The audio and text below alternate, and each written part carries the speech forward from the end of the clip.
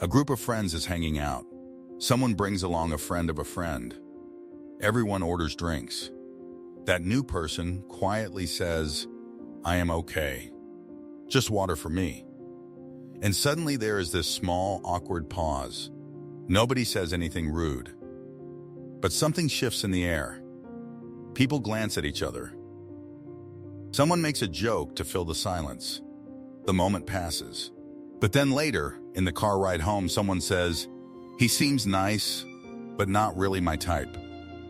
Or, "She is decent, but a bit too serious, you know?" And nobody questions it. Because somewhere, in that one quiet moment of ordering water, a whole personality was decided for that person. Now flip the script. What if that same person, the one who ordered water, is also the most emotionally available, the most present, the most genuinely caring person in that room? And what if the person everyone found more fun, more exciting, more attractive, drinks a lot? Why does the brain lean toward the second person? Why do so many people end up choosing partners who drink, even when part of them already sees the signs? That is exactly what we are getting into today. And the answer is deeper than most people expect. Let us start with something that does not get said enough. People who drink are not bad people. Someone who enjoys alcohol is not automatically irresponsible, emotionally unavailable, or wrong for you. Many people drink socially and are still deeply caring, loyal, and loving partners. That is real, and that is important to say clearly. But there is a specific pattern worth examining. Why do some people consistently find themselves drawn to partners whose drinking is already visible as a problem early on and still move closer? Why does the non-drinker in the room feel less exciting, while the person with a glass always in hand feels more magnetic? The psychology behind this is not simple. And it is not about weakness or bad judgment. It is about how the brain works, how culture shapes attraction, and how our earliest emotional experiences quietly guide who we find familiar. And familiar often feels like love. The first layer is familiarity and early environment. For some people, choosing a partner who drinks feels comfortable because it matches something they already know. Maybe they grew up in a home where one parent drank. Maybe the emotional weather of their childhood was unpredictable. Warm one moment, tense the next. Maybe love always came mixed with a little anxiety. When a person grows up in that kind of environment, their nervous system learns to read that particular emotional climate as normal. So later in life, when they meet someone who is exciting, spontaneous, emotionally hard to pin down, it does not feel like a warning. It feels like recognition. It feels like home. Research in attachment theory, particularly work built on John Bowlby's foundational studies, shows that people tend to recreate familiar emotional dynamics in adult relationships, not because they want pain, but because the brain trusts patterns it already knows. A calm, steady partner can actually feel harder to trust, not because they are less worthy, but because peace itself feels unfamiliar. The second layer is the rescue dynamic. A lot of people who choose partners who drink are not just attracted to the person. They are attracted to the version of that person they believe is hiding underneath. They think, "I see who you really are. I see your potential."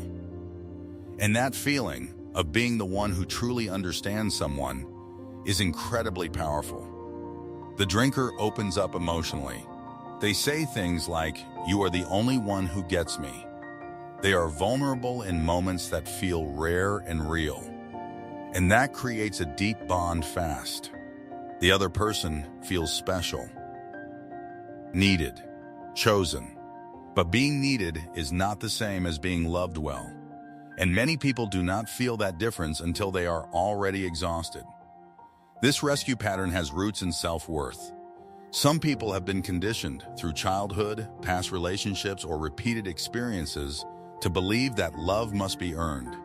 That real love looks like carrying someone. So when a stable person offers easy, calm affection, it can feel almost suspicious. But when a struggling person offers intense, emotional, complicated love, that feels believable. That feels like the real thing. The third layer is how alcohol changes first impressions. Alcohol lowers inhibition. It makes people louder, warmer, more open, more physically affectionate, more willing to say things they normally would not. In early dating, this can feel like incredible chemistry. The conversation goes deep fast. The night feels electric. The person seems so confident, so fun, so present. But here is the psychological reality. What feels like deep connection in those early moments is sometimes not intimacy, it is intensity. And intensity is not the same thing as stability. A 2014 study published in the Journal of Studies on Alcohol and Drugs found that people often misread alcohol influence behavior as genuine personality traits during early attraction. The warmth, the boldness, the emotional openness, people attribute these to the person, not the substance. So they fall for a version of that person that only exists under certain conditions. When ordinary life comes, mornings, bills, stress, responsibility, the relationship has to stand on something real. And sometimes, the bond that felt so strong was mostly built in high-emotion, alcohol-fueled moments. Without that, there is less there than it seemed. The fourth layer is social normalization. We live in a culture where alcohol is everywhere. It is in celebrations, in grief, in networking, in romance, in weekend plans. If someone's entire social world includes drinking, then a partner who drinks does not look like a concern. They look normal. They look fun. They look like they belong. The World Health Organization notes that alcohol is one of the few psychoactive substances openly marketed and socially celebrated across most cultures globally. When something is this embedded in everyday life, it becomes the baseline. And anything outside it, like someone who quietly orders water, starts to look like the unusual one. This is why the non-drinker at the table can feel too serious or a bit reserved, even when they have said nothing of the sort. The culture has already written the story. And research on couples confirms this further. A study in alcoholism, clinical and experimental research, found that partners tend to match each other's drinking habits over time and actively normalize each other's behavior. So choosing a drinking partner is not just choosing a person, it is often choosing a lifestyle, a social world, and a new definition of what is normal. The fifth layer is the push and pull cycle. One of the most psychologically powerful things that keeps people attached in these relationships is inconsistency. The partner is warm, then distant, fun, then unreliable, loving, then unavailable. And this unpredictability, as painful as it is, actually deepens emotional attachment. This connects to what psychologists call intermittent reinforcement, a pattern where rewards come inconsistently and unpredictably. Studies show this creates stronger behavioral pull than consistent rewards do. It is the same mechanism behind why people cannot stop checking their phone when someone texts back sometimes, but not always. In a relationship with a drinking partner, the good days feel like proof. See, this is who they really are, and the hard days become something to wait out, not walk away from. The brain keeps chasing the relief of the good version coming back. This is not weakness. This is how the human brain is wired to respond to inconsistency. And underneath all of this, there is one more quiet layer that rarely gets named. Some people choose partners who drink because it keeps the focus outward. If the relationship is always about managing the other person, their moods, their nights, their recovery, their promises, then there is no space left to look inward. No space to ask harder, personal questions. In a strange way, a chaotic relationship can become a way of avoiding your own growth. That is not a judgment. It is a pattern. And recognizing a pattern is the first step to changing it.